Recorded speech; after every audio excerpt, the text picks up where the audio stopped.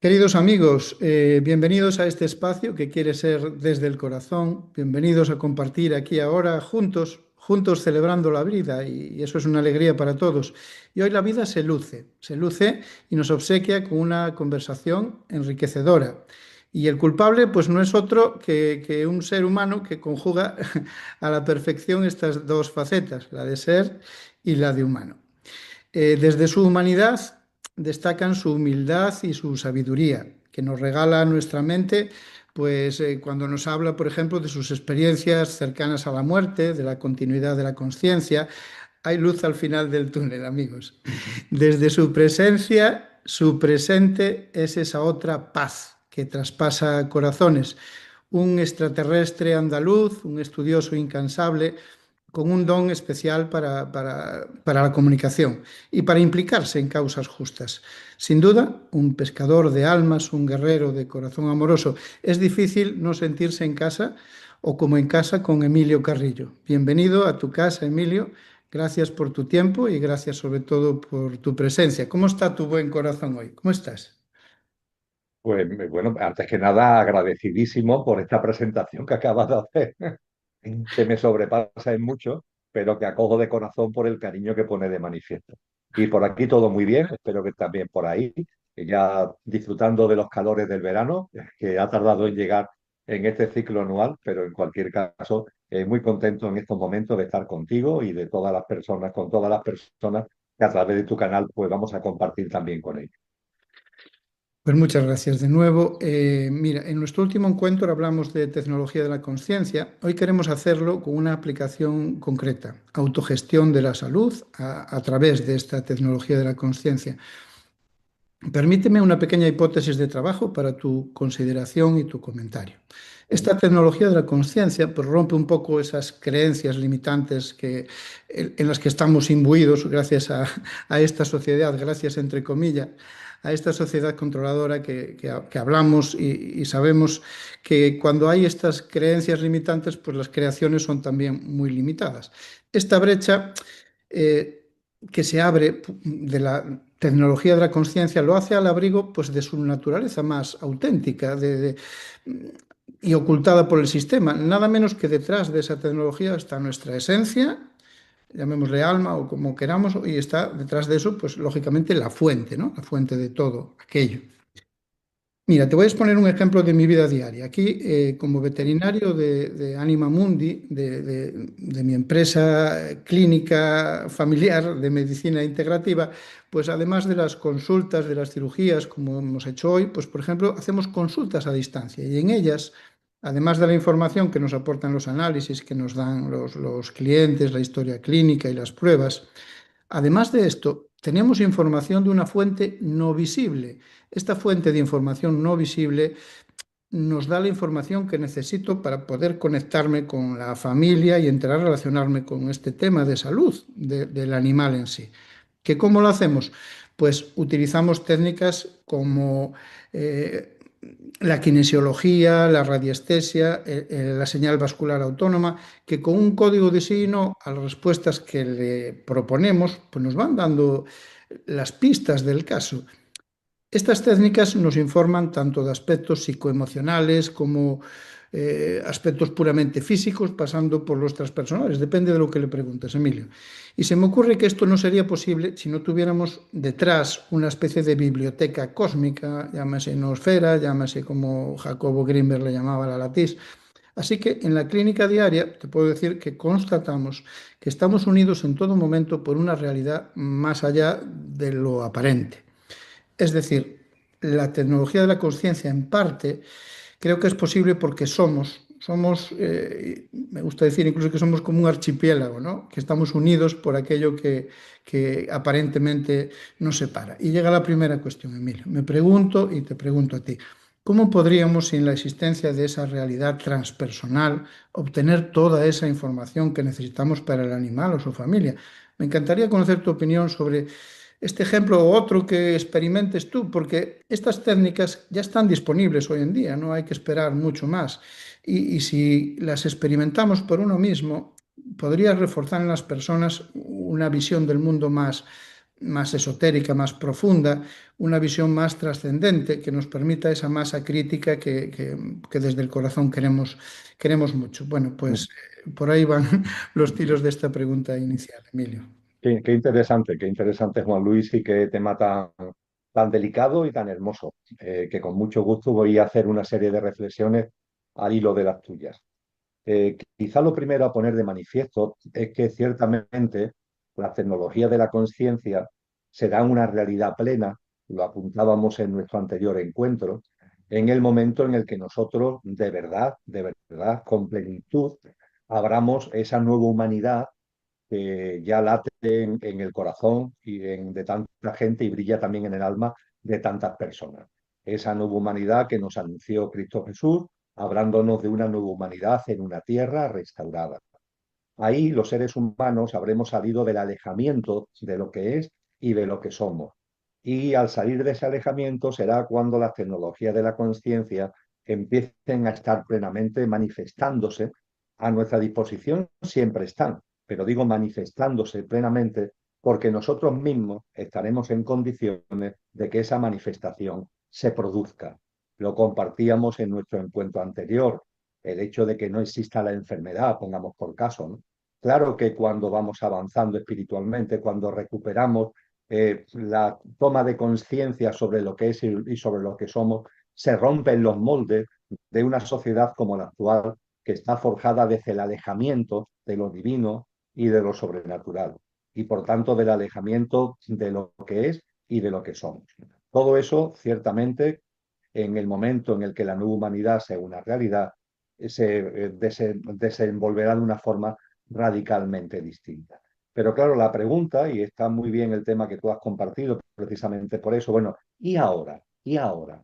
Bien, yo diría que ahora, aun dándonos cuenta de que nosotros mismos, individualmente y como humanidad, todavía no hemos llegado a ese punto evolutivo de la nueva humanidad y a plasmar de verdad las cualidades de nuestra esencia, de nuestra dimensión álmico-espiritual, aún no hemos llegado a ese punto, pero ojo, estamos en un contexto, estamos en un escenario donde ya podemos desplegar con cosas muy concretas, prácticas muy específicas, experiencias muy dinámicas que tienen que ver con la tecnología de la conciencia y que para ello el requisito fundamental sería, además, lógicamente, de la toma de conciencia, además de una práctica de vida consciente que posibilite un desarrollo espiritual y una visión trascendente de la vida y una práctica adecuada a esa visión trascendente de la vida, porque si eso, sin eso es imposible cualquier tecnología de la conciencia,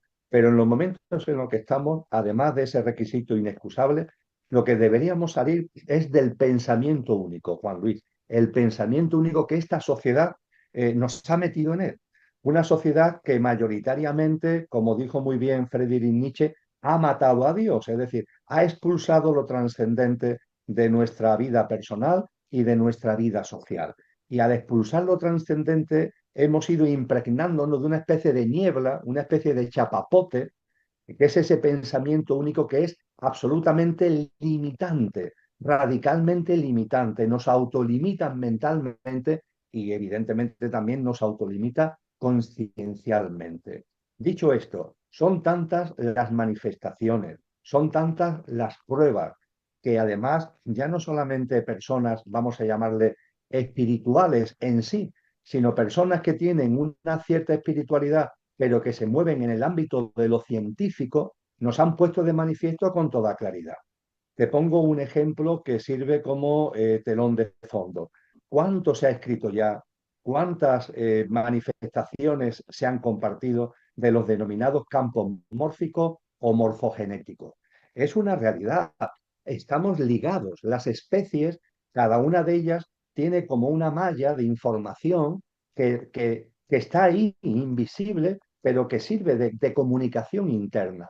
Y evidentemente, si ampliamos la mirada, nos encontramos que ya no solamente hay un campo morfogenético entre los miembros de una misma especie, sino que en el contexto de todas las formas de vida que hay en el planeta, también hay un campo de información y de comunicación que tiene que ver con esa noosfera a la que tú hacías referencia, que además, como muy bien Teilhard de Chardin dice, está en evolución, ¿no? Porque cuando en algún momento se haga realidad esa nueva humanidad, decía Teilhard de Chardin, el grande en tantas cosas, no solamente en materia teológico-espiritual, sino en tantas cosas, decía, bueno, y esto ya será el no va más cuando de la noesfera evolucionemos a la cristoesfera, ¿no? Que tiene que ver con esa nueva humanidad. Pero ya ahora en la noesfera existe esa especie de tejido, a mí me gusta llamarlo más que entramado, que es demasiado materialista, una especie de tejido, también podemos llamarlo una especie de red.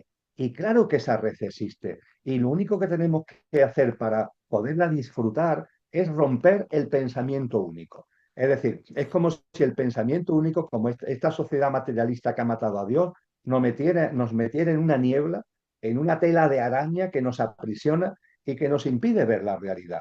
En la medida en que vamos abriendo los ojos y tú por tu experiencia profesional incluso lo estás viendo cotidianamente, pero claro, tienes que tener ojos para ver, porque yo estoy convencido que hay otros muchos veterinarios y veterinarias que teniendo también eso ahí delante, no lo ven y sus experiencias son similares a la tuya, pero sin embargo tú sí tienes por algo, y eso tiene que ver también con la evolución espiritual de cada cual, por la toma de conciencia de la realidad de cada cual, tú tienes un algo que te permite percibir, oye, claro que es posible tener una comunicación con el mundo animal. Y entonces, claro, la sociedad materialista te desprecia, ¿no? Te dice, este hombre está loco, y las cosas que dice. Claro que es posible mantener un contacto ya no solamente con el reino animal, sino con la naturaleza, el percibirla, el sentirla. No es todavía al nivel que llegaremos en la nueva humanidad, en esa cristoesfera del que habla Chardin, no es todavía ese nivel, pero aunque sea más rudimentario, claro que tenemos a nuestra disposición esa comunicación. Los campos mórficos morfogenéticos ponen en evidencia que las especies están comunicadas entre ellas, pero también que existe un tejido que nos permite, y ese tejido está perfectamente pergeñado, alimentado, nutrido amorosamente por la madre tierra, que permite una comunicación amorosa y un apoyo mutuo entre todas las especies que hay en el planeta. Y en el amor tuya como veterinario, cuando esto se ve, cuando esto se percibe, pues se abren puertas absolutamente novedosas para la mentalidad actual. Son puertas que están abiertas hace mucho tiempo, pero que con la mentalidad en la que estamos estaban cerradas, ¿no? Y se abren puertas maravillosas.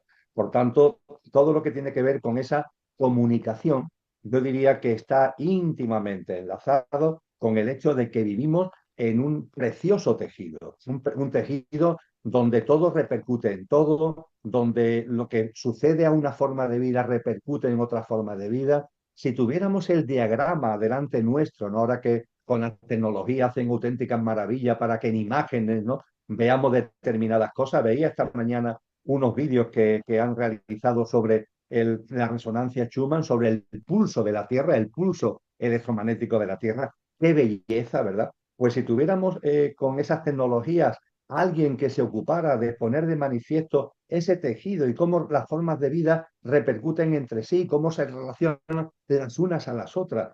Yo creo que ese tipo de cosas, a mí personalmente, Juan Luis, y perdona si te parece una exageración, me hace llorar de alegría. Cuando esto lo veo, me hace llorar de alegría. Qué hermosura la vida en la que estamos. Y qué ciegos hemos estado y todavía en parte seguimos estando que no lo percibimos. Así que ante experiencias como la tuya, Juan Luis, yo a ti lo que te animaría es a que lo compartas, porque lo estás hablando además desde una práctica que, siendo consciente, es una práctica profesional. Y qué importante es esto, qué importante es que personas conscientes desde el ámbito profesional nos hablen, oye, pues pasa esto, pasa esto, pasa esto, esto no es tal como nos lo cuentan, ¿sabes? Esto no son compartimentos estancos.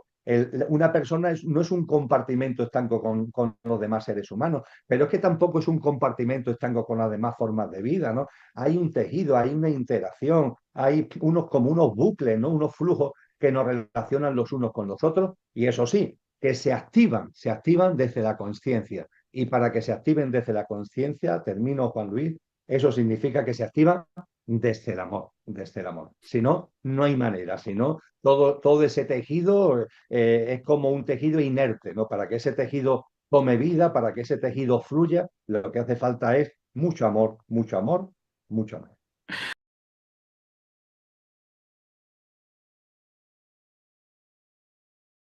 Pues aquí Juan Luis Amor corrobora todo lo que dices y sobre todo ese amor que para mí es el campo relacional. Ese campo relacional es el amor, ni más ni menos. Eh, Hablemos de salud y hablemos de enfermedad y de tecnología de la conciencia aplicada a esa salud y a la enfermedad, porque realmente es un poco mi tema y tú lo estás potenciando maravillosamente. Hablemos de que aquello que no tiene origen, ese viejo adagio que tú compartes muchas veces y que yo, pues gracias a ti y a otras personas como tú, pues lo comparto también. Digamos que ese aquello es origen de todo, ¿no? Es y está en cada ser humano dándole sentido a toda esta experiencia maravillosa de vivir, como decías tú. Implementar esta tecnología de la conciencia aplicada a la salud, digamos que es una cuestión, Emilio, de ritmo y de conexión. De ritmo entre el esfuerzo y el descanso, entre la alimentación y el ayuno, entre la experiencia desnuda y después nuestra elaboración consciente de esa misma experiencia, ¿no? El ritmo entre poner atención a cositas de nuestra mente concreta, diaria, o ponerla en nuestra mente abstracta, ¿no? Que es la que en realidad conecta. Y de conexión va la cosa. A mi juicio, esta es la dimensión fundamental para la creación consciente de salud, que es un poco de lo que hablamos hoy también. Y sería moldear nuestro carácter lo suficiente como para permitir esta conexión con el ser creador que somos, con esa fuente y con esa esencia que tenemos. Y dejarnos guiar por esta conexión, porque ya sé que es una conquista gorda, porque es dejar de ser lo que no somos y estamos muy imbuidos en eso. Y en la creencia en la separación, porque es una creencia que tenemos en las células, la mayor parte de las personas. Estamos en ello. Pero para adquirir mayores cotas de conciencia es una conquista álmica que se realiza a través de un vehículo. El que nos ocupa, ese tal Emilio que tengo enfrente ahora en la cámara, a mi modo de sentir, como he expresado en la presentación, pues es un ser humano que tiene un cierto nivel en esa lámpara de aceite y un desapego egoico importante. Así que bajemos a lo cotidiano, Emilio. Mira, aquí está Emilio, que es mi amigo. Esta se llama Naya. Ah, Hola, ¿me hola dejas hablar Naya, con muy Emilio? buenas, preciosa. Sí. Entonces, Emilio, te ponía a ti como de ejemplo. A mi modo de sentir, pues tienes un desapego importante y vamos a bajar a lo cotidiano, a tus hábitos de todos los días, que sabes que te ayudan a mantener la salud, es decir, ese ritmo vital y esa conexión con la esencia. ¿Qué aplica en su vida diaria ese tal Emilio para la autogestión de la salud que otro Emilio menos consciente no aplicaría? Adelante, Emilio. Desde luego, Juan Luis, te vuelvo a agradecer tus palabras, pero yo no soy ejemplo de nada ni para nadie. No valgo como ejemplo, Creo. más allá de que modestamente intento llevar una vida consciente, en una práctica de vida consciente y que eso se manifieste en las distintas facetas que desarrollo. Pero en lo que modestamente en mi experiencia y sobre todo y fundamentalmente lo que he aprendido, ¿no? De grandes hombres y de grandes mujeres y de tantos sabios y sabias que ha habido en la historia de la humanidad, creo que tú has dado en la diana, Juan Luis, cuando has hablado del ritmo, cuando has hablado del ritmo y de la conexión, porque ambas cosas además van unidas. Me explico. Yo intento que mi día a día sea un día a día muy activo desde un punto de vista creativo y creador. Lo intento. Me gusta mucho, entre comillas, escribir. Disfruto escribiendo. Leo, escribo, reflexiono y esas reflexiones me gusta pasarla al papel. Con mi esposa compartimos debates, reflexiones desde un punto de vista consciente. Yo a todo lo que tiene que ver con el estudio, con la escritura, incluso en lo que ahora mismo estoy haciendo contigo, que no deja de ser también una labor modesta, pero una labor creadora y creativa, ¿no? Y eso también, el tema de encuentros presenciales, encuentros online, está muy presente en mi vida. Y dicho esto, hay personas que me dicen incluso, bueno, Emilio, ¿y cómo eres capaz de tantas cosas, entre comillas? ¿No? Es decir, cuando observan mi agenda, cuando observan, por ejemplo, los textos que voy publicando, la frecuencia de los mismos, la hondura de los mismos. ¿Cómo tocas tantos palos? ¿Cómo vas para acá? ¿Cómo vas para allá? ¿Cómo tienes esto? ¿Cómo tienes aquello? Yo digo, bueno, es que estáis viendo una parte de lo que es el latido de mi vida. Es decir, tú lo has dicho antes, es inspiración, expiración, inspiración, expiración. Lo que va hacia adentro y lo que va hacia afuera. Cuando hablo de escribir, cuando hablo de encuentros online sin presenciales, cuando hablo de todo lo que acabo ahora brevemente de resumir, es hacia afuera, por decirlo de alguna manera, ¿no? Es la parte del latido hacia afuera, pero el latido es papá, papá, papá. Y la respiración es inspiración y expiración. Lo que la gente no ve, porque no tiene que verlo además, es la parte hacia adentro. Es decir, la gente ve la parte del ritmo hacia afuera, ve la expiración, pero no ve la inspiración. Es decir, en la parte de mi vida que yo no tengo ningún problema de compartir contigo, máxime cuando has tenido el detalle de preguntármelo, es el número importante de horas que a lo largo del día no estoy hacia afuera, sino que estoy hacia adentro. Yo por mi biorritmo, no soy una persona noctámbula, que si lo fuera, pues esa noche también es un marco propicio. Yo por mi biorritmo soy una persona madrugadora. Desde que tengo uso de razón, siempre me he despertado muy tempranito. Y las primeras horas del día, yo siempre me levanto antes de que amanezca, da igual la época del año, las primeras horas del día son, entre comillas, hacia adentro. Son horas de silencio, son horas de meditación, son horas de oración y son horas de una mirada hacia adentro que es como nutrirme, ¿no? Como recuperar cada mañana cuando me levanto la conexión con lo que realmente soy. Y eso que a primeras horas de la mañana es muy intenso, a lo largo del día ya no es tan intenso, pero busco espacios de pausa y espacios de silencio para que eso también se produzca. Con lo que podríamos decir que si tengo algún, entre comillas, secreto, el secreto no lo es, porque está más que descrito a lo largo de la historia de la humanidad, como decía antes, por grandes sabios y sabias. Es tener un ritmo. El no creer que la vida es hacia afuera o hacia adentro. No, no. La vida es inspiración y expiración. Inspiración y expiración. Es el latido que plapla, plapla, plapla. Llevar eso a tu vida. Porque de esa forma, además, cuando tenemos una conexión hacia adentro, es mucho más fructífera la parte del latido, la parte de la respiración que va hacia afuera. Evidentemente, si cuando yo tomo aire, cojo poco aire voy a poder después echar, ¿verdad? Tengo que tomar aire en profundidad para después lanzar mucho aire, ¿no? Entonces yo eso, al hilo de lo que tú ponías como ejemplo, Juan Luis, lo tengo absolutamente claro en mi vida.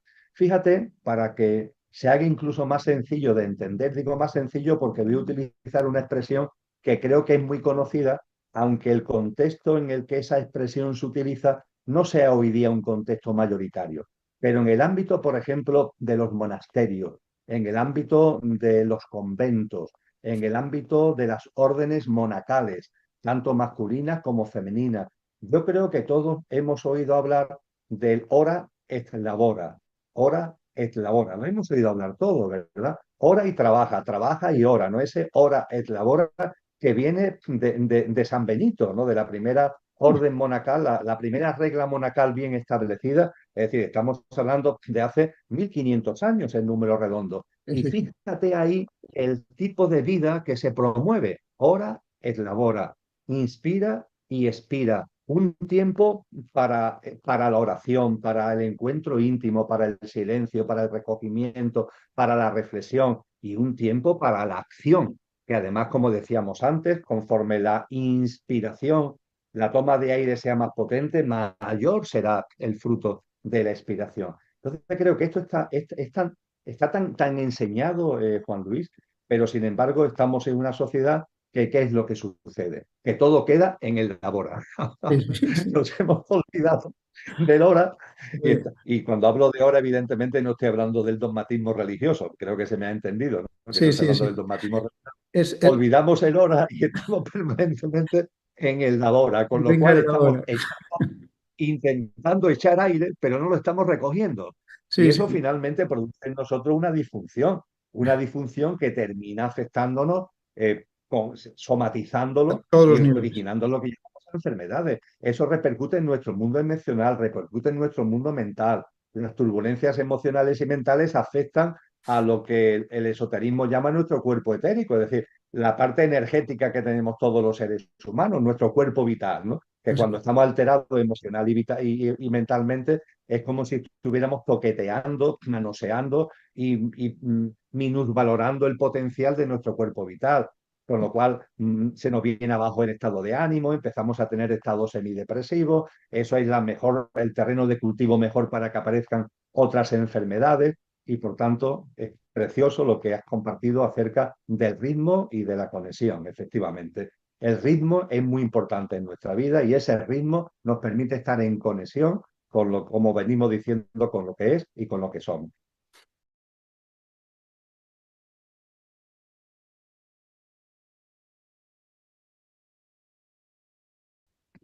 así es, Emilio. En cuanto a los campos mórficos, con resonadores de arquetipos mórficos trabajamos hace años y las experiencias son gratificantes, maravillosas.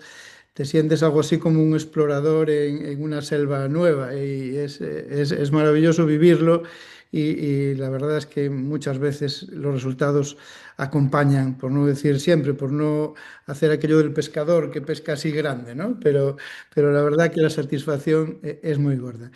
Mira, quería hablar de las enseñanzas de Cristo Jesús.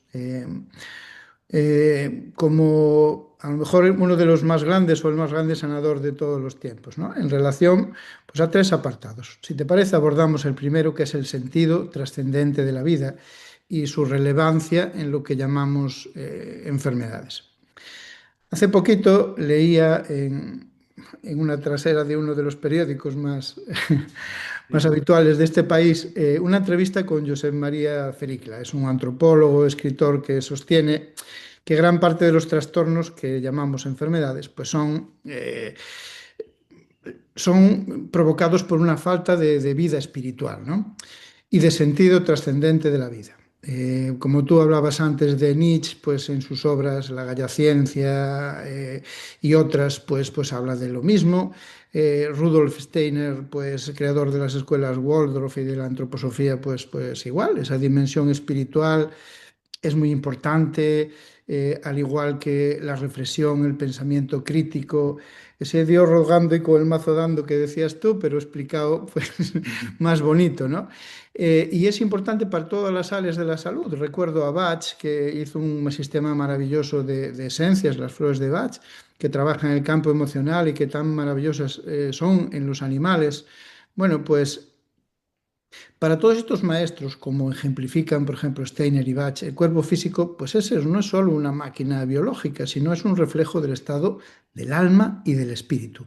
La salud es un estado de equilibrio entre ellas.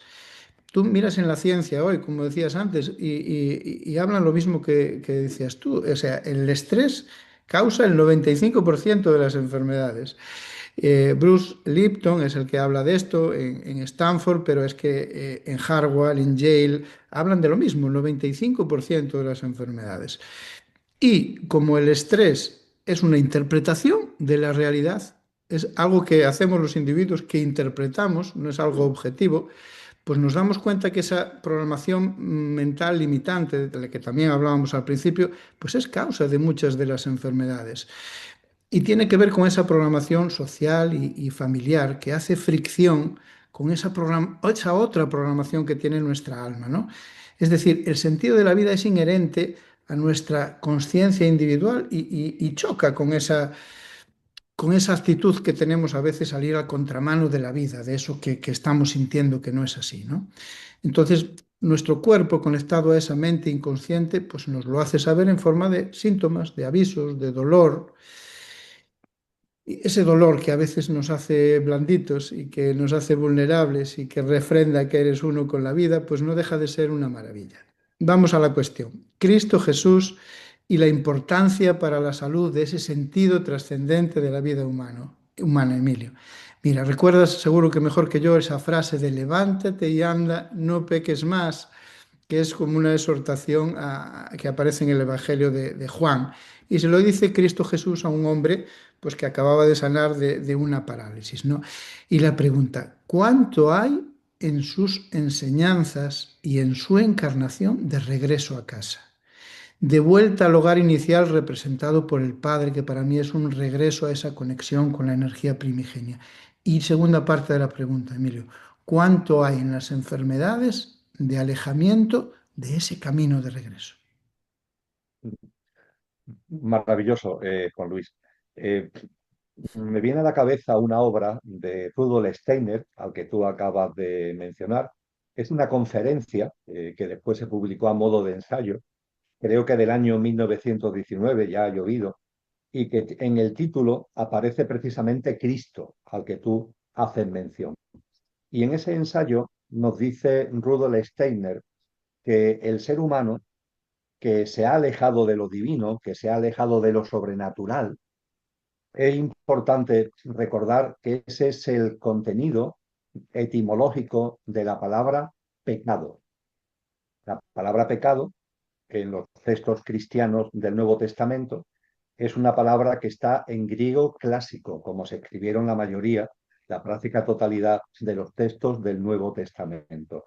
Y la palabra pecado, cuando te vas a lo que hoy llamamos pecado, cuando te vas al concepto en griego clásico que hoy llamamos pecado, el significado es alejamiento. No es castigo, no es culpa, no es error, es alejamiento. Platón lo utiliza en una de sus obras, este término, para explicar, por ejemplo, cuando una flecha se tira y en lugar de dar en la diana, no da en la diana y sigue y cada vez se aleja más de la diana. No solamente no da en la diana, sino que se aleja. Podríamos decir que el ser humano, y álmicamente esto deberíamos recordarlo y asumirlo, nos hemos alejado.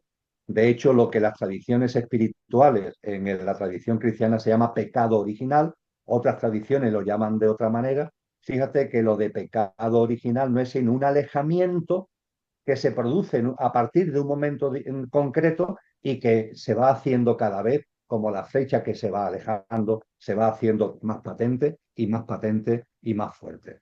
Pues bien, ese alejamiento de lo divino, de lo sobrenatural, es precisamente de lo que habla Steiner.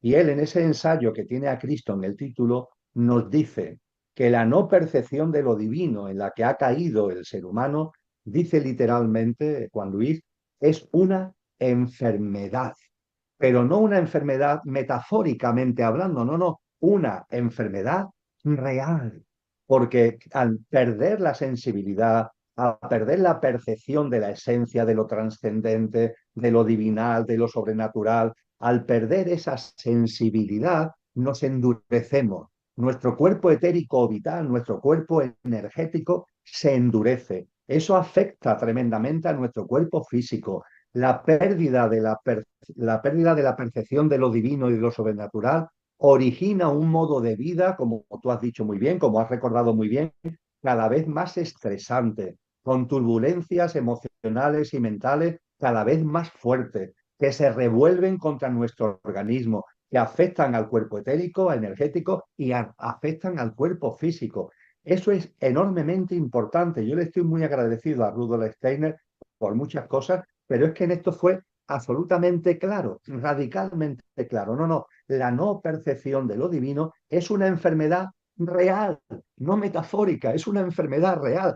Afecta directamente a la salud del ser humano. Y él añade además algo que no puedo dejar en el tintero. Dice, y además es una enfermedad que no curan los médicos porque la mayoría de ellos la sufren. Una enfermedad que no curan los médicos porque la mayoría de ellos la sufren. Esta es la realidad, Juan Luis. Y esto no tenemos que recordarlo para flagelarnos, no, no, tenemos que recordarlo para tomar conciencia y a partir de ahí poner en marcha una auténtica transformación, que primero tiene que pensar por uno mismo y después colectivamente. Y en ese sentido, cuando hablamos de sanación, también cuando nos vamos, yo esto es un tema, tú sabes que la obra de las obras con relación a Cristo, el Nuevo Testamento en particular, lo he estudiado mucho y me gusta ir a la etimología, al griego clásico original, y es que la palabra que muchas veces traducimos en los evangelios, en el Nuevo Testamento, como sanación, tiene que ver con transformación, con transformación. Y lo mismo pasa con la palabra salvada. Muchas veces, no siempre, pero muchas veces la palabra salvado o salvada tiene que ver con la sanación y tiene que ver con la transformación. Por ejemplo, se dice que María Magdalena, cuando en el Evangelio de Lucas, al principio del capítulo 8, ¿no? Se la cita como la más preeminente de las discípulas de Cristo Jesús, se dice que fue sanada de unos daimons, porque posiblemente ella venía de una tradición espiritual pagana, ¿no? Que donde hay esas divinidades que se llaman daimon, ¿no? Y se habla de que fue sanada. Fue sanada no es que estuviera, entre comillas, enferma de una gripe o de cualquier otra enfermedad, no estamos hablando de una sanación de conciencia, estamos hablando de una sanación espiritual. Y ciertamente cuando hablamos de salud, le tenemos que dar una enorme importancia, tú lo has subrayado, yo lo vuelvo a subrayar, una enorme importancia a traer a nuestra vida esa visión trascendente que tú has citado. Yo diría que una persona que no tiene una visión trascendente está encadenada a una percepción de la vida que es una fuente permanente de enfermedades. Y esa fuente permanente de enfermedades no se suple, no se soluciona con medicamentos ni con intervenciones quirúrgicas cada vez más agresivas y que además te meten en una espiral de una intervención tras otra y de una intervención tras otra, cosa que sucede con relación a la medicina oficial de los seres humanos, pero que también, como tú sabes, no es tu caso, pero también ocurre a veces en el ámbito de la veterinaria con relación a los animalitos, que se les mete en un circuito tremendo en donde todo son intervenciones más o menos traumáticas, son injerencias en definitivas en nuestro organismo y desde luego fármacos y más fármacos y más fármacos. Por supuesto que todo tiene su sitio y mis bendiciones y mi agradecimiento a todos los profesionales de la salud hacia los humanos, de la salud hacia el mundo animal, que actúan de corazón y actúan con conciencia. Y los hay muchos. Pero ojo, ojo, Juan Luis, esto es fundamental. Cuando no hay una visión trascendente, nos encadenamos a lo material. Creemos que toqueteando lo material son las tecnologías de la materia frente a las tecnologías de la conciencia. Así es. Consideramos que toqueteando lo material vamos a hallar soluciones. Y no es verdad. Toqueteando lo material y lo material y lo material no hay soluciones. Hay, como dice esa expresión popular, patadas al balón hacia adelante. ¿Eh? Es decir, con no sé qué fármaco, con no sé qué intervención, le das una patada al balón hacia adelante. Pero es que el balón va a caer otra vez, ¿sabes? Y te vas a encontrar en una tesitura similar o incluso más agravada. Porque de lo que se trata es de hacer mutaciones, transformaciones. De eso también va la alquimia desde un punto de vista realmente espiritual, aplicándola a nosotros mismos, hacer una transformación, que es esa sanación, que es esa salvación, que es esa metanoia, que es el término en griego de metamorfosis, que es clave para que vivamos de otra manera. Y te digo algo más, Juan Luis, cuando vamos avanzando, por modestamente que sea, en este camino de metamorfosis, en este camino de metanoia, de una visión trascendente de la vida, puede ser que yendo por ese camino vengan enfermedades, ¿eh? Puede ser. Pero estas enfermedades van a tener un contenido distinto. No van a ser enfermedades que deriven de una mala praxis de vida que tú estás provocando por tu inconsciencia. Es decir, como si sales a plena calle en mangas cortas cuando hace 15 grados bajo cero y coges una neumonía. Bueno, eres simplemente que eres tonto. Es decir, bueno, pues esto que puede parecer una exageración es lo que sucede Sí, muchas veces, sí, sí. que vamos por la vida con una enorme inconsciencia y vamos provocando enfermedades por nuestra inconsciencia, porque tenemos una modalidad de vida que es como salir en mangas cortas con 15 grados bajo cero. Y a partir de ahí viene la enfermedad. Pero cuando nos damos cuenta y ya no sales en mangas cortas 15 grados bajo cero, sino que sales abrigadito, puede ser que incluso entonces llegue la enfermedad. Pero esa enfermedad ya tiene un mensaje muy claro, Juan Luis. Esa enfermedad no llega como un producto de tu inconsciencia, sino para favorecer tu conciencia. Ya es una enfermedad que viene con un mensaje, que viene con un camino, por así decir.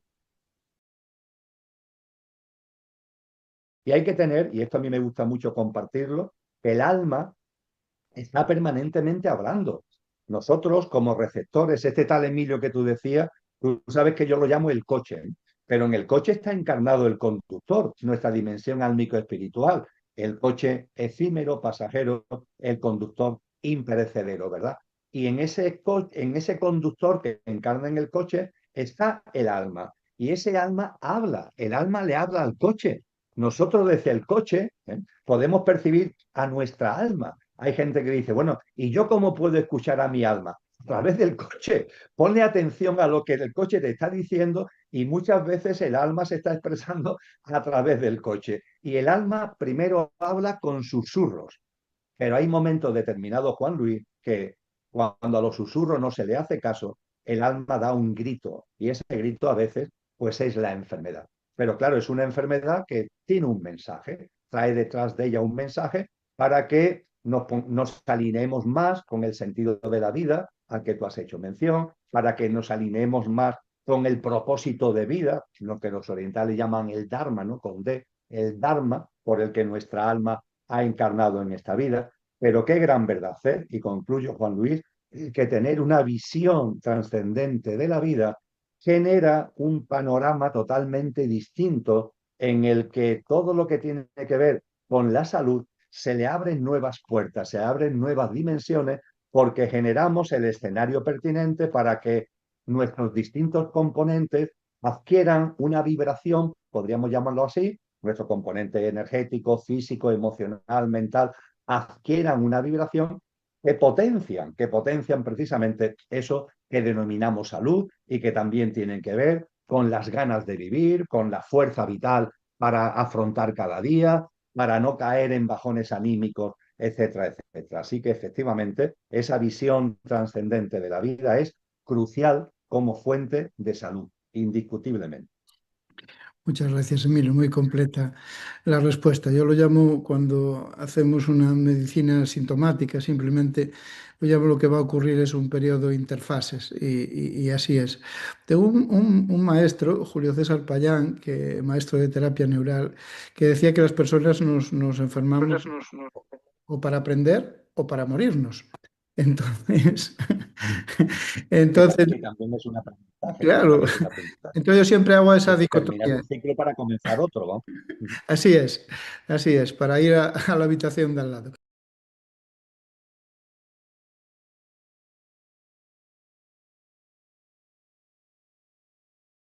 Bueno, la siguiente cuestión le voy a llamar de la siguiente manera. Una vida sin sentido no tiene sentido. Eh, un par de minutos o tres para darle contexto. Mira, el sentido de la vida viene marcado, pues quizás por la búsqueda de la autoconciencia, según nos dicen esas antiguas tradiciones, ¿no? En relación, pues, con los demás y con uno mismo. Con el conocimiento de ti misma. En ambos, el punto de partida, creo, y también lo dicen esas tradiciones, que es ir desarrollando confianza en la vida, ¿no? Decía Lucas que hasta los cabellos de nuestra cabeza están todos contados, ¿no? Lo que va también paralelo a algo que creo que también es imprescindible, aceptarnos, ¿no? Aceptarnos a nosotros mismos como parte de ese compromiso de la vida. Y ahí entramos en el sistema de guía emocional, que es una gran guía, creo yo, de cómo se inscribe el sentido de la vida en nuestro campo emocional y lo vemos reflejado en cada una de estas emociones, ¿no? A mí me gustan mucho las distintas medicinas, entre ellas la medicina tradicional china, y ella nos habla de los 5 elementos, de las 5 emociones, y cómo esas 5 emociones, con los 5 elementos, están condicionando como canales venecianos cómo llega la energía a todo el organismo. Entonces, esto nos permite hacernos conscientes de la correlación entre el estado emocional y las energías que van llegando a los distintos órganos, la alimentación. Es decir, que si con esos 5 elementos y esas 5 emociones podemos hablar de confianza en la vida, porque tenemos menos miedo, o sea, 100% miedo, 0% confianza y al revés.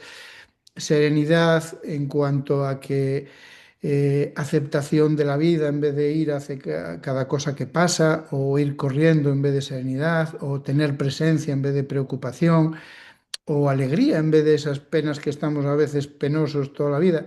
Pues creo que cuando conseguimos eso con el sistema de guía emocional, hemos trascendido esa agua de las emociones y entonces estamos preparando ese camino a esa nueva humanidad para nacer por fin de ese fuego espiritual, ¿no? Todo un reto diario porque el tono emocional va fluctuando en relación a esas creencias limitantes que están instaladas en ese inconsciente. Inconsciente es una palabra muy, muy importante en este caso. Debido a ello, cualquier estímulo que tengamos, que tenga que ver con esas emociones, va a provocar una respuesta automática. Por ejemplo, imaginémonos dos pueblos, Villarriba y Villabajo, por hacerlo corto. Villarriba se viste de azul y Villabajo pues se viste de rojo. Con sus rencillas y conflictos entre ellos, resulta que desarrollan una aversión hacia las personas del otro pueblo. Inconscientemente, cuando alguien de Villarriba que se viste de azul ve a alguien de Villabajo que se viste de rojo, o simplemente ve un color rojo, hay un reflejo automático. Hipotálamo, hipófisis suprarrenales, es algo de fisiología simplemente. Y ahí lo entronco con lo que decía Jesús, dejad que los muertos entierren a sus muertos. Él le está diciendo, id más allá de esas creencias inscritas en la mente concreta, porque si no vais a estar muertos en vida, vais a actuar en automático, no vais a reconocer ese condicionamiento, ese haberse instalado en Villarriba o en Villabajo. Entonces toca estar atentos, creo yo, a cada emoción, ya que es una pista para cuestionar la creencia. De ahí la importancia del corazón y de la siguiente y del sistema de guía emocional. A mí me emocionan muchas cosas, entre ellas Facundo Cabral cuando decía, si quieres ser feliz, escucha a tu corazón antes de que intervenga la cabeza, porque la cabeza es eso, esa cuestión automática. La cuestión, Emilio, ¿no crees que de todo esto podría deducirse que la gran enfermedad de ahora es que siempre nos estamos preguntando por qué nos enfermamos en clave a veces puramente física, como decíamos antes, en vez de darnos cuenta de que lo importante es porque aquí estamos para algo, del sentido de nuestra vida. ¿De qué nos pide la vida aquí ahora? ¿Nos estará pidiendo dejar de ser esclavos de nuestras emociones, Emilio?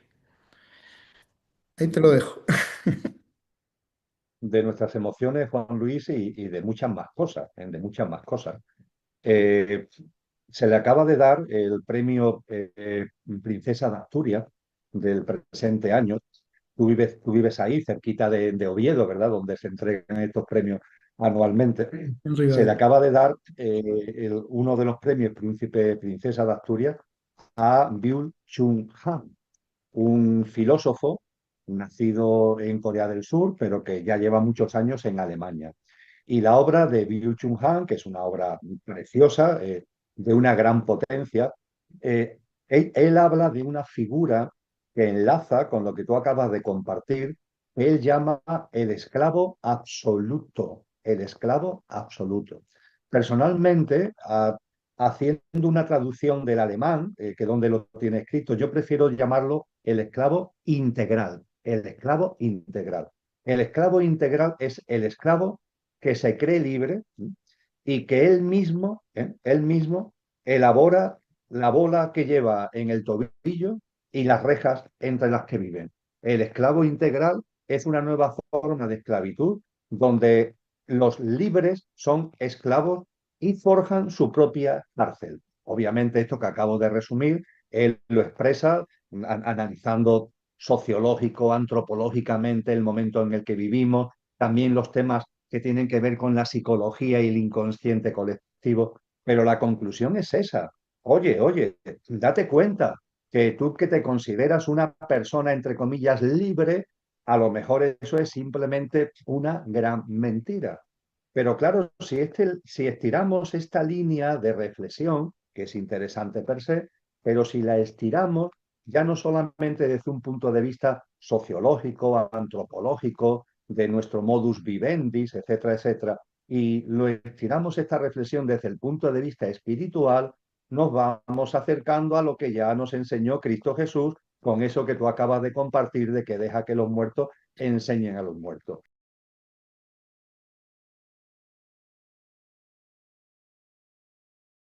Tú que te crees libre, eres un esclavo absoluto o un esclavo integral. Reflexiónalo, porque además la única manera de salir de esa esclavitud es tomar conciencia de que lo eres. Porque mientras que no tomas conciencia de que lo eres, esto no tiene solución. Con lo cual, este tipo de cosas no es para asustarnos y para deprimirnos, sino para tomar conciencia y que nos sirvan de trampolín. Pues bien, cuando estiramos este hilo conductor a lo espiritual, no solamente es que corremos el riesgo de que nos creamos libres cuando realmente somos esclavos integrales, Juan Luis, es que además puede ser que creamos que vivimos cuando realmente no estamos viviendo. Cuando realmente en aquella época en la que Cristo nos da sus enseñanzas, el término zombie no existía. Pero hoy, que es un término que se ha popularizado, podríamos hacernos la pregunta, ¿yo realmente vivo o soy un muerto viviente? ¿O soy un zombie? Porque claro, cuando yo me miro a mí mismo, lo digo con toda claridad, Juan Luis, tú antes que decía que yo no sé qué o no sé cuánto, yo tengo muchos defectos y tengo que ser muy modesto conmigo mismo porque yo en mí veo todavía una enorme cantidad de tics, de reacciones, de movimientos emocionales y mentales que son de zombie, de un muerto viviente, que tengo una cantidad enorme de implantes que esta sociedad que ha matado a Dios, desde el materialismo, desde el especismo y el antropocentrismo, desde el economicismo y muchos ismos, la deshumanización, la desnaturalización, son implantes que han afectado a nuestro inconsciente colectivo y a nuestro inconsciente personal de cada uno. Y tenemos que percatarnos de que eso está ahí. Pero vuelvo a repetirlo, no para hundirnos en la miseria y en la depresión, no, sino para que sea el trampolín para saltar.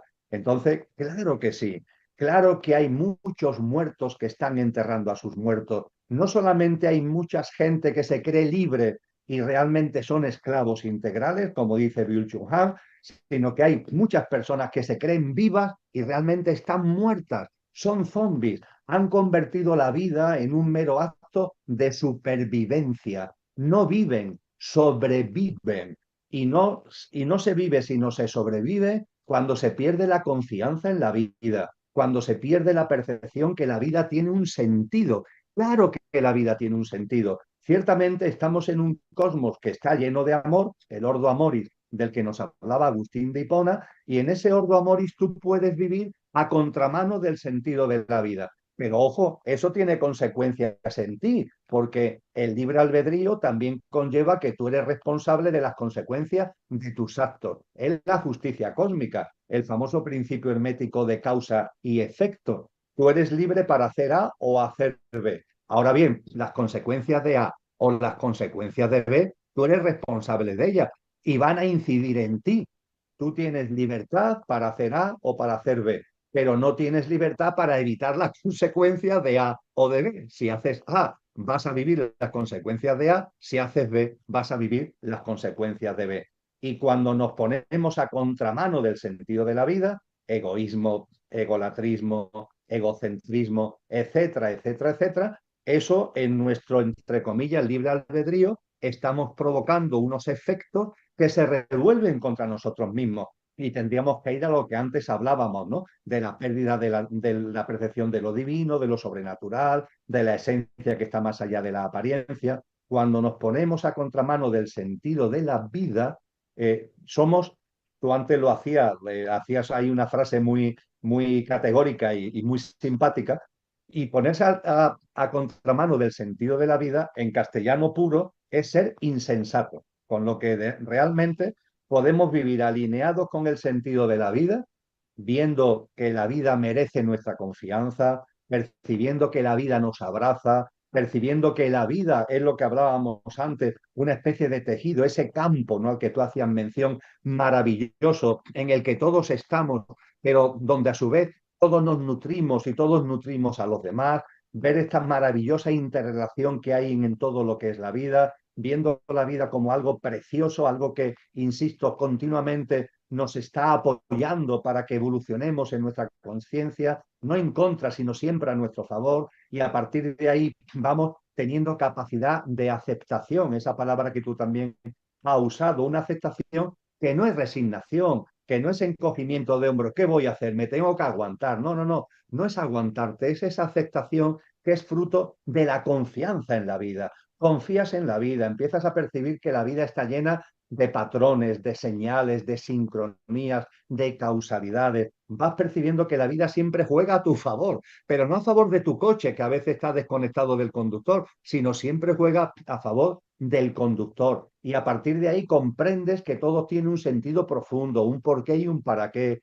Se va instalando en ti la aceptación. La aceptación lleva al no juicio. La confianza, la aceptación y el no juicio lleva a una forma de vida, a una acción consciente, a ir por la vida de otra manera. Entonces, todo está absolutamente entrelazado. Son como fichas de dominó, donde cuando cae una, va cayendo la otra y va cayendo la otra. Pero desde luego, esas fichas de dominó, la primera tiene que caerse a través de tu voluntad. Y esa voluntad es imprescindible, Juan Luis, que la enfoquemos precisamente para dándonos cuenta lo mucho que hay en nosotros de muertos vivientes, lo mucho que hay en nosotros de zombies, el decir no, yo no quiero seguir viviendo como un zombie. Quiero recuperar la verdadera visión de la vida que desde el alejamiento hemos perdido y quiero dejar de vivir de forma insensata, alineados en contra del sentido de la vida, y voy a optar cada minuto, cada momento de mi vida por vivir alineado con el sentido de la vida, es decir, sensatamente.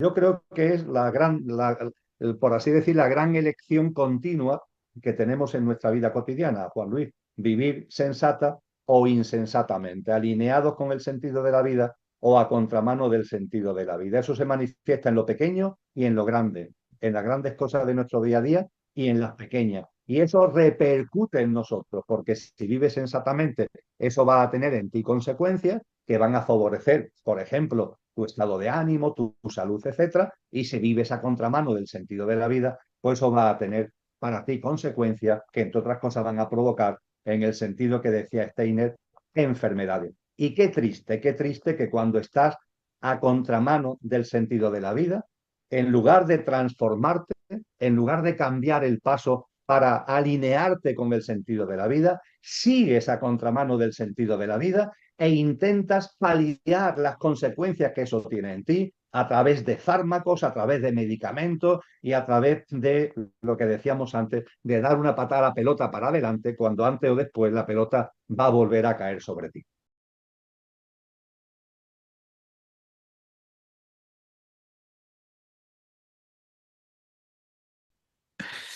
Vivir sensatamente, maravilloso. Y 100% suscribible. Mira, ya sé que estás de acuerdo, porque ya lo sé, de que el mundo intenta arrastrarnos con su inercia. Nos quiere miedosos, nos quiere distraídos, nos quiere maleducados, no, es decir, con mala educación. Y, y esto hace que caigamos en la inconsciencia más absoluta, también en temas de salud. Si vamos a Cristo Jesús, Él nos dice, primer mandamiento, amarás al Señor tu Dios con todo tu corazón, con toda tu alma y con toda tu mente. Y el segundo dice, amarás al prójimo como a ti mismo. A mi modo de ver, el ser humano tiene la misión, llamémosle así, el sentido de generar conciencia de aquello que no tiene origen tanto en su interior como a través de las correctas relaciones humanas.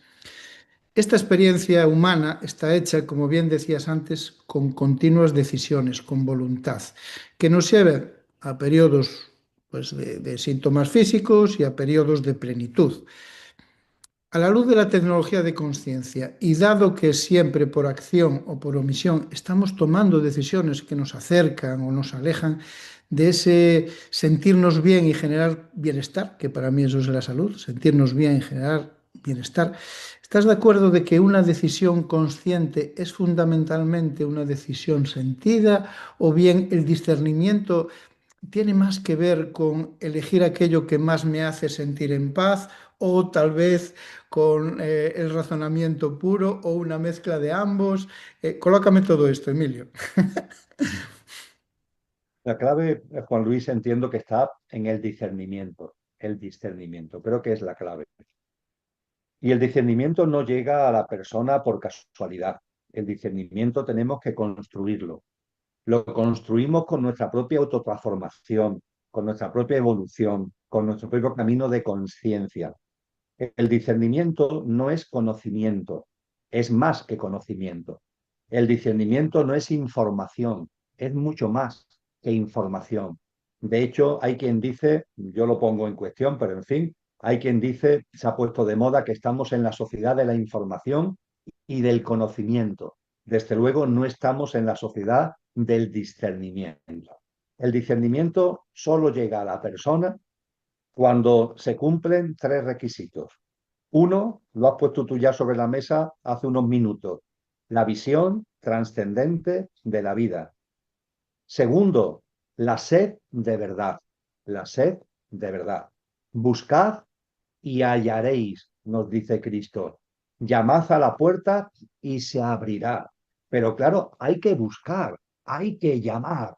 Eso, aunque no nos demos cuenta, en nuestra práctica diaria significa esa sed de verdad con una visión trascendente, sed de verdad, que se pone en marcha, activamos, usamos y expandimos ese componente de nuestro mundo mental que los antiguos llamaban la mente superior y que hoy algunos psicólogos llaman la mente abstracta. La mente superior o mente abstracta es un plano de nuestro mundo mental que solo se pone en funcionamiento cuando tenemos una visión trascendente de la vida y buscamos la verdad.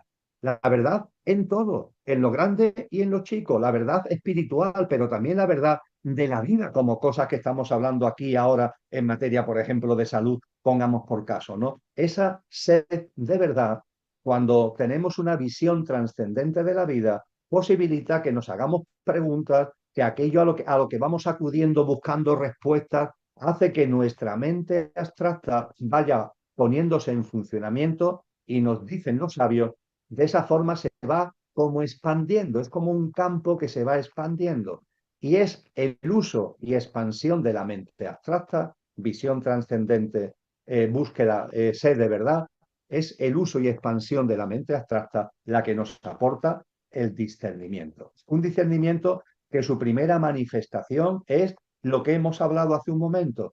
Empiezas a percatarte, aunque sea de una forma todavía incipiente, pero empiezas a percatarte de que en la vida todo tiene un sentido profundo, de que la vida está llena de sincronías, de señales y de causalidades, de que en la vida hay como unos patrones que están ahí, ¿no? Que forman como un tejido en esa esencia que está más allá de la apariencia. Esa es la primera manifestación, aunque sea incipiente, del discernimiento. Y nos dicen que además el discernimiento nos ayuda a saber poco a poco ir diferenciando lo que es fantasía y lo que es la realidad, por ejemplo, en cuanto a nuestras percepciones y en cuanto a nuestras experiencias. Y nos dicen que en la medida en que el discernimiento vaya calando más en nosotros, va trayendo eso que más que bienestar, yo diría que está ligado con el bien ser. Es decir, el estar es pasajero, efímero, y tenemos que aspirar al bien ser. Ese bien ser que los orientales han llamado en la tradición budista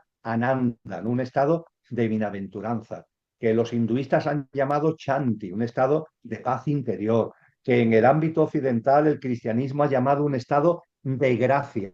Todo ello, Ananda, Chanti, gracia, nos va acercando a una visión de la vida donde vamos percibiendo que está a nuestro alcance una manera distinta de ser en este estar y de plasmar este estar desde el ser que somos, que va trayendo una especie de felicidad incausada, que no depende de lo que ocurra afuera, ¿no? Es que hay algo en tu interior que hace que esa felicidad, ananda, gracia, chanti, se vaya instalando en ti. Por tanto, el discernimiento, por supuesto, que es mucho más que información, es mucho más que conocimiento, tiene que ver con esa sed de verdad aplicada a nuestro día a día, con una mente abstracta que ponemos en uso, con esa visión trascendente y esa búsqueda de la verdad. Y lo último que nos enseña también muy bien Cristo Jesús es que, y va ligado a que el discernimiento se haga en nosotros, además de lo que es la visión trascendente de la vida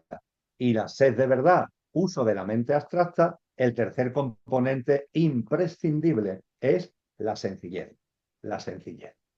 Esa frase preciosa, ¿no?, que tiene Cristo dirigida al Padre. Gracias, Padre, porque has ocultado estas cosas a los que se los dan de entendido, ¿no?, y se lo has mostrado a los sencillos.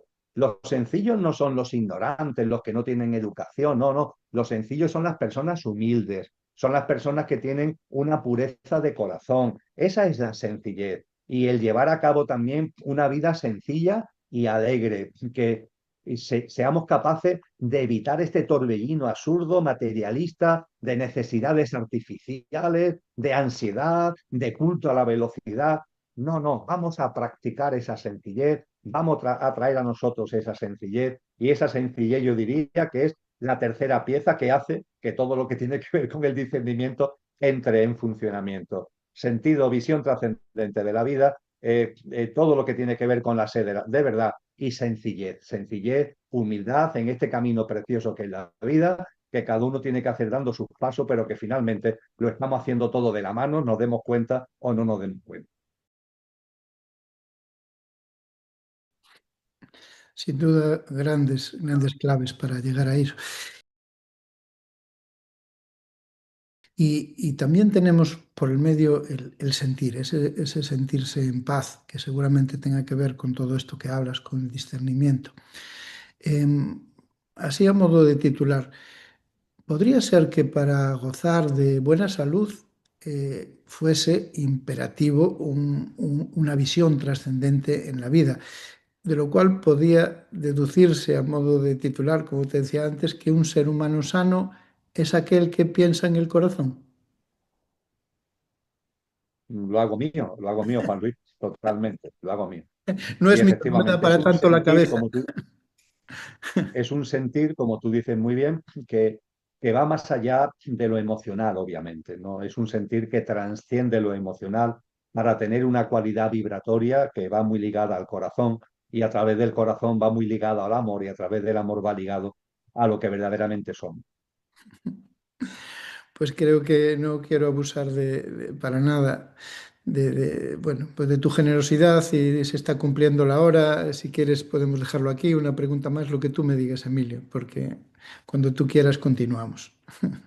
Bueno, pues yo lo que te propongo, Juan Luis, es que lo dejemos aquí y que ya en privado le pongamos fecha a un nuevo encuentro después del verano para seguir compartiendo. Me parece bien. Creo que es lo más lógico. La hora está ahí y para finalizar me he traído bueno, un librito que no sé, creo que sí, que este autor te encanta también, Anthony de Melo, que dice lo siguiente. ¿Existe eso que se llama un minuto de sabiduría? Por supuesto que existe, replicó el maestro, pero un minuto no es demasiado breve. No, es 59 segundos demasiado largo. El abrir los ojos puede llevar toda una vida, pero el ver es cuestión de un instante. Esto, y para finalizar, bueno, esto me puso mi niño. Fíjate, Juan Luis, perdona que te interrumpa, ¿Sí? para poner en duda, perdona que te interrumpa, Nada, no hay. como para poner en duda de que hay una enorme sincronía y de que hay unos hilos sutiles pero maravillosos que están ahí, de comunicación y de conexión entre nosotros. Fíjate la cantidad de libros que tengo a mi alrededor. Y la habitación de al lado, que es más grande, también está así, llena de libros. Tanto mi esposa como yo somos unos grandes lectores. Estamos hablando, en total creo que hay unos 7.000 libros en particular. Cuando tú has citado a Anthony de Melo, yo he hecho así con mi mano y he cogido de aquí un libro, porque precisamente esta mañana he estado repasando esta obra de Anthony de Melo, Llamada a que la se mujer. llama Una llamada al amor, que son meditaciones de este ser maravilloso, fallecido ya hace unos años, que hizo una labor preciosa por intentar poner de manifiesto la ligación que hay entre Cristo y los maestros previos. y cómo los maestros previos culminan en el evento crístico y culminan en Cristo. Anthony de Melo fue un gran cristiano, fue sacerdote, creo recordar que sacerdote jesuita, era indio, había nacido en la India e hizo una labor muy bonita de llevar el cristianismo no para convertir, sino para culminar, ¿no? Para culminar esas enseñanzas que venían de Oriente, lo cual, por cierto, le valió la incomprensión de la Iglesia Católica a la que él perteneció, porque finalmente la Congregación de la Santa Fe, que es el nombre actual de la Inquisición, declaró sus libros prácticamente heréticos porque faltaban a la verdad por las adaptaciones que hacen o las conexiones con determinada sabiduría oriental. Pero no he podido dejar de evitarlo. Es tremendo que yo esta mañana Me haya estado encanta. leyendo a Anthony de Melo y que tú precisamente el libro que saques sea el de Anthony de Melo. Para todas las personas que ven este vídeo, de verdad que ni Juan Luis ni yo No, habíamos hablado de este asunto, ni nunca hemos hablado de no. Anthony de Melo, ni en público ni en Pero, privado. pero es tan mágico como que yo cogí un libro de mi biblioteca que no tiene 7000 y el que salió fue este. Digo, vamos a dedicarle a Emilio una despedida. Y fue este. Y vi el reverso y digo, pues es esta. Así que me voy a despedir con la esencia de Anthony de Melo de la siguiente manera. La despedida de hoy desde el corazón. Escondida entre tus palabras, Emilio, en tu talante, en tu atmósfera, hay una sabiduría que no puede expresarse en lenguaje humano. Tal vez hoy, sin darse uno cuenta, hayamos tropezado alguno con esta enseñanza silenciosa y hayamos empezado a ver y nos hayamos transformado. Gracias por tu presencia, Emilio, de corazón. Gracias por tu presencia y hasta otro momento que tengas para seguir charlando de esta tecnología de la conciencia o de lo que tú quieras. Muchísimas gracias, Juan Luis, que sigas haciendo honor como lo haces también a tu apellido. Muchas gracias por todo. Un abrazo, amigo. Igualmente, un fuerte abrazo.